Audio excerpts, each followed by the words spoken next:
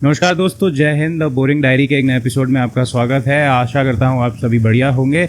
और आज के वीडियो में हम डिस्कस करेंगे कि ये जो रीसेंट एक खुलासा किया है इंडिया की भारत की रूलिंग पार्टी बीजेपी ने, कि कैसे जो हमारे लीडर ऑफ अपोजिशन है वो कई कंट्रोवर्शियल एनजीओज़ के साथ जुड़े हैं। इन एनजीओज़ का स्पेसिफिक काम है इंडिया के डेवलपमेंटल प्रोजेक्ट्स में या फिर ओवरऑल इंडिया डेवलपमेंट या इकोनॉमिक डेवलपमेंट में अड़ंगे डालना, उसको सैबोटाज करना। और इसी को लेके एक बड़ा खुलासा इन्होंने किया है। लंबा चौड़ा एक प्रेस कॉन्फ्रेंस किया गया था। उसके बाद ट्विटर पे बीजेपी के हैंडल ने काफ़ी बड़ा लंबा चौड़ा थ्रेड लिखा था। उसी पे आज हम डिस्कस करेंगे। हम ये डिस्कस नहीं करेंगे कि थ्रेड में क्या था, हम बस उस पर एक छोटा सा गो थ्रू मारेंगे कि उसमें एग्जैक्टली क्या था, बट हम उसको डिटेल में ट्वीट को डिस्कस नहीं करेंगे। बट हम उसके जियोपॉलिटिकल इम्प्लीकेशंस और भारत और यूनाइटेड स्टेट्स के बीच में जो इक्वेशन है उसके बारे में आज हम डिस्कस करेंगे। तो वीडियो में आगे बढ़ने से पहले चैनल को सब्सक्राइब करें, वीडियो को लाइक करें। तो चलिए वीडियो का शुभारंभ करते हैं। तो बीजेपी ने एक बहुत बड़ा खुलासा किया है जिसमें उन्होंने एस्टैब्लिश करने की कोशिश करी है कि कैसे हमारे ऑपोजिशन नेता जो कि लीडर ऑफ अपोजिशन है वो एक बहुत ही कंट्रोवर्शियल इंसान जॉर्ज सोरोस और उनके एनजीओ जो कि है ओपन सोसाइटी फाउंडेशन से हेल्प लेकर भारत में चल रहे इकोनॉमिक एक्टिविटीज़ या फिर मेजर इकोनॉमिक प्रोजेक्ट्स का उठाने वाली कंपनियों और बिजनेसमैन को टारगेट कर रही है, इंक्लूडिंग अडानी। इस फंडामेंटल थ्रेड के पीछे कारण ये था कि रिसेंटली एक यूनाइटेड स्टेट्स की डिपार्टमेंट ऑफ जस्टिस ने अडानी को इंडाइट किया था। बट इन एनी केस एक रिपोर्ट में उन्हें इंडाइट किया गया। अब इंडाइट का मतलब ये नहीं होता है कि आप पे जो चार्जेस लगे हैं वो प्रूफ हो चुका है। इंडाइट का मतलब सिंपल होता है कि इस पे इन्वेस्टिगेशन होनी चाहिए। अभी इन्वेस्टिगेशन केस में बाकी है। सो कई मीडिया हाउसेस ने ये बता दिया था कि अडानी ने ये किया है, but that isn't the case. So पहले हम ये जानते हैं कि भारत और यूएस के रिलेशनशिप कैसे फ़िलहाल के सालों में रहे हैं। देखिए, जब से बाइडेन एडमिनिस्ट्रेशन आया है तब से भारत के बीच में और भारत यूएस के बीच में एक कोल्ड वॉर सा ही था। शुरुआत में कई बाइडेन एडमिनिस्ट्रेशन के मिनिस्टर्स ने सीएए और एनआरसी को लेके कई सारे स्टेटमेंट्स दिए जो कि भारत के या फिर हमारी गवर्नमेंट के स्टैंड के अगेंस्ट में थे। कश्मीर को लेके कई स्टेटमेंट्स दिए गए। बाइडेन एडमिनिस्ट्रेशन के कई मिनिस्टर्स जैसे कि इल्हान ओमर ने पाकिस्तान ऑक्यूपाइड कश्मीर का विजिट किया और इस तरीके की कई सारी चीज़ें हुई। फिर पन्नू का केस आया जिसमें खालिस्तान को ओपनली यूएस ने सपोर्ट किया और उसके बेसिस पे भारत को हाउंड किया जा रहा है, अभी भी हाउंड किया जा रहा है जो खालिस्तान, जो कि एक हमारे लिए बहुत ही क्रिटिकल सिक्योरिटी इशू है। और इस तरीके से कई सारी चीज़ें होती गई जिसके चक्कर में भारत का यूएस के साथ जो रिलेशनशिप था बाइडेन एडमिनिस्ट्रेशन में वो ख़राब होता गया।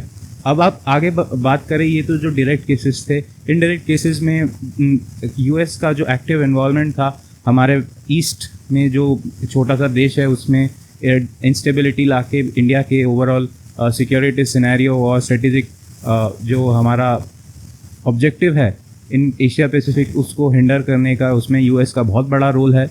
अब इस तरीके की चीज़ों के बाद से फिर यूएस पैसिफिक कमांड के जो चीफ हैं डोनाल्ड लू, जो जिन्हें कि रेजीम चेंज का एक बहुत बड़ा स्पेशलिस्ट माना जाता है, उनका बार बार भारत में आके भारत के इंटरनल इश्यूज़ में इंटरफेयर करना।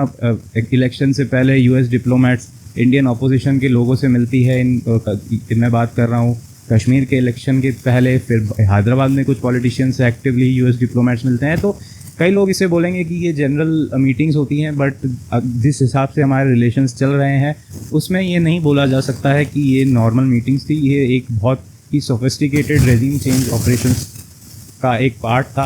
और वो चाह रहे थे कि जैसे हमारे वेस्टर्न नेबर्स और हमारे ईस्टर्न नेबर्स में रेजिम चेंज किए गए हैं, वो उस तरीके से एक फेवरेबल सरकार भारत में भी हो वाया रेजिम चेंज।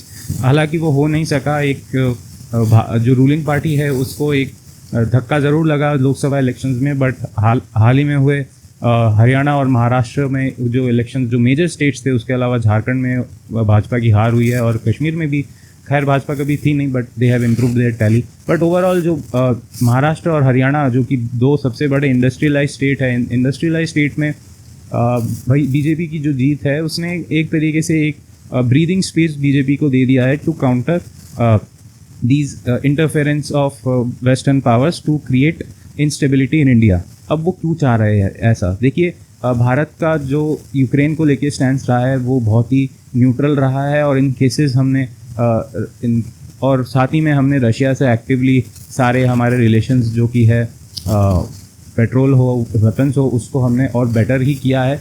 और उसके साथ साथ हम ब्रिक्स में भी बहुत एक्टिवली इन्वॉल्व होके हम एक लोकल करेंसी में ट्रेड की बात कर रहे हैं। हालांकि भारत एक ब्रिक्स करेंसी के अगेंस्ट में है, बट हम लोकल करेंसी में ट्रेड करने के फेवर में है। तो ये बहुत सारी चीज़ें हैं जिससे यूनाइटेड स्टेट्स की एडमिनिस्ट्रेशन, स्पेशली स्टेट डिपार्टमेंट, जो कि बहुत ही शेडी डिपार्टमेंट कह सकते हैं, वो बहुत ही नाराज़ है।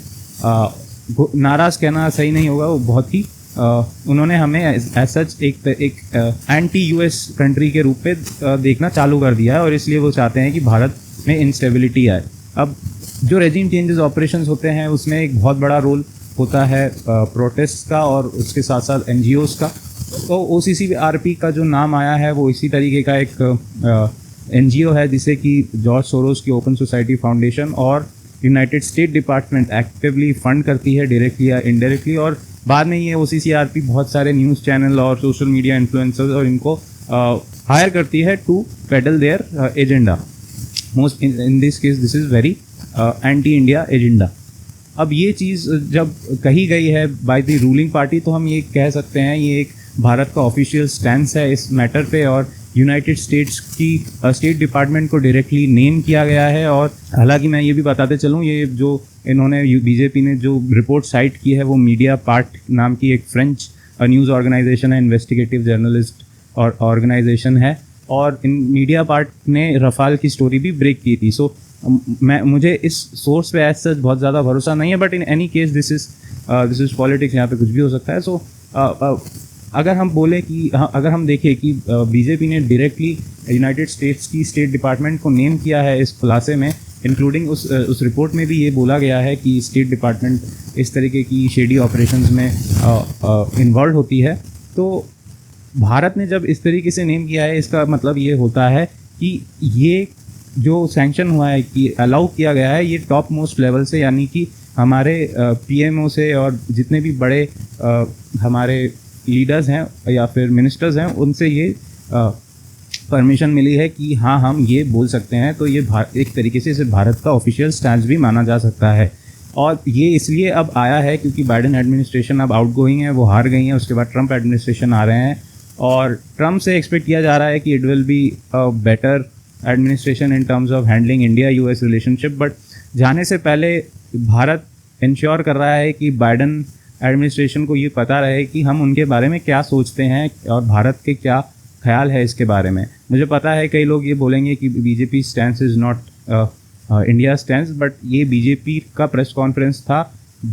बट बीजेपी भी ये प्रेस कॉन्फ्रेंस तब तक नहीं कर सकती है जब उनके जो लीडर्स हैं, जो कि NDA पार्टी है, जो कि फ़िलहाल गवर्नमेंट में है, वो अलाउ ना करे इस तरीके की प्रेस कॉन्फ्रेंस को। इसका मतलब बीजेपी की लीडरशिप ने, sitting cabinet ministers including PM ने गो थ्रू दिया है इस टाइप के प्रेस कॉन्फ्रेंस को।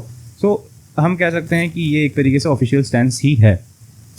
अब स्टेट डिपार्टमेंट को नेम कर दिया गया है। स्टेट डिपार्टमेंट इंडिया में इंटरफेरेंस कर रहा है, ये हमें बहुत पहले से पता था। अब एक फॉरेन जर्नलिज्म, एक फॉरेन इन्वेस्टिगेटिव जर्नलिस्ट ऑर्गेनाइजेशन ने इसे एट्रीब्यूट भी कर दिया है।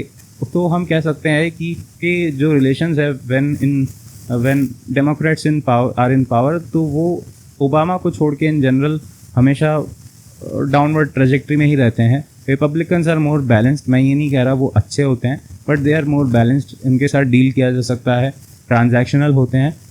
तो अब इस तरीके से हम कह सकते हैं कि जो लास्ट 4 साल में बाइडेन एडमिनिस्ट्रेशन की जो हस्तक्षेप की पॉलिसी थी हर देश में, चाहे वो भारत हो, चाहे वो हमारा पड़ोसी मुल्क हो, लेफ्ट में या वेस्ट में या फिर ईस्ट में, और कुछ हद तक श्रीलंका में भी, तो उसका एक कल्मिनेशन हमने देखा। अभी जो रिपोर्ट है वो सिर्फ इंडिया फोकस नहीं था, वो मीडिया पार्ट का रिपोर्ट एक ओवरऑल स्टेट डिपार्टमेंट की खुराफात पे एक ओवरऑल रिपोर्ट था। और इसके बाद हम यही कह सकते हैं हमारा फ़िलहाल जो रिलेशनशिप है in terms of diplomatic relationship, वो अभी कुछ खास नहीं है यूनाइटेड स्टेट्स के साथ। और इसके लिए भारत को दोष भी नहीं दिया जा सकता है। हमको कई चीज़ें, शायद हमारी कम्युनिकेशन पॉलिसी हमारी वीक है, और इस चक्कर में हम कम्युनिकेट नहीं कर पाते कि हमारी नीड्स क्या है। जस्ट बिकॉज हम रशिया से एक अच्छे टर्म्स पे डज नॉट मीन कि हम यूएस के दुश्मन हैं, और रशिया से जो हम इक्विपमेंट खरीदते हैं वो यूएस की इंटरेस्ट के विरुद्ध यूज़ होगा। सो ये कन्वे करने में मेरे ख्याल से भारत कहीं ना कहीं चूक जाता है। बट ओवरऑल जो ये एक नया बखेड़ा खड़ा हुआ है उसमें भारत को दोष देने से कुछ नहीं होगा। ये मोस्टली यूएस की खुराफात की वजह से ही हुआ है, और इसको अगर सुधारना है तो जो इनकमिंग एडमिनिस्ट्रेशन है उसे कुछ चीज़ें बेटर करनी पड़ेंगी इन टर्म्स ऑफ कि वो हमारे जो आसपास की कंट्रीज़ है, स्पेशली हमारे ईस्ट में जो कंट्री है उसमें अपना इन्फ्लुएंस कम करे। वहाँ का जो रेजीम है, मैं रेजीम ही बोलूँगा, हमारे जो ईस्टर्न नेबर में जो रेजीम है, क्योंकि वो एक अनइलेक्टेड प्रेसिडेंट है, उन्हें अनइलेक्टेड एडवाइज़र है, सॉरी, उन्हें किसी ने इलेक्ट नहीं किया है, उन्हें लाया गया है, और उन्हें लाया गया था as chief executive adviser to the government. अब गवर्नमेंट तो है नहीं, और वो गवर्नमेंट लाने के प्लान्स में भी नहीं है। हमारे ईस्टर्न नेबर में इलेक्शंस के भी कोई प्लान अभी दिख नहीं रहे हैं, और वहाँ पे जो माइनॉरिटीज़ का हाल है वो बहुत ही बुरा है, और जिसके बारे में ट्रंप ने अपने पिछले कुछ ट्वीट्स में ये जिक्र भी किया था कि हमारे ईस्टर्न नेबर में जो माइनॉरिटीज़ है उनकी हालत ख़राब है और इसको ठीक होना चाहिए। और इसलिए हम एक्सपेक्ट कर सकते हैं कि जब ट्रंप आएंगे तो हमें, यानी कि भारत को, कुछ हेल्प मिलेगी in dealing with the menace in our eastern neighbourhood. तो ये एक पहली चीज़ अमेरिका कर सकता है to improve the diplomatic fall due to the Biden regime. उसके बाद एक चीज़ ये भी हो सकती है कि जो खालिस्तान का केस था उस पर भी ट्रंप अगर कोऑपरेट करें in terms of security cooperation, हमारे इंटरनल सिक्योरिटी के मैटर्स में कोऑपरेट करें, तो भारत का जो ओवरऑल हमारा भरोसा था एज सच, जो यूएस की रिलायबिलिटी को लेके हमें एक हमेशा क्वेश्चन रहता है, उस पर एक भरोसा वापस आ सकता है इंडियन डिप्लोमेट्स का, या फिर इंडियन पॉलिटी का, और इंडियन पब्लिक का भी। फ़िलहाल हम ये कह सकते हैं कि जो इंडियन पब्लिक का परसेप्शन है यूएस को लेकर, हम देखते हैं कि it's a good place for a job but not a good place for foreign relation. उन पे हम रिलाई नहीं कर सकते हैं। They are not as reliable as our other partners like Russia और फ्रांस और इजराइल। तो आशा करता हूँ आपको वीडियो अच्छा लगा होगा। वीडियो अच्छा लगे तो चैनल को सब्सक्राइब करें, वीडियो को लाइक करें। तब तक के लिए जय हिंद।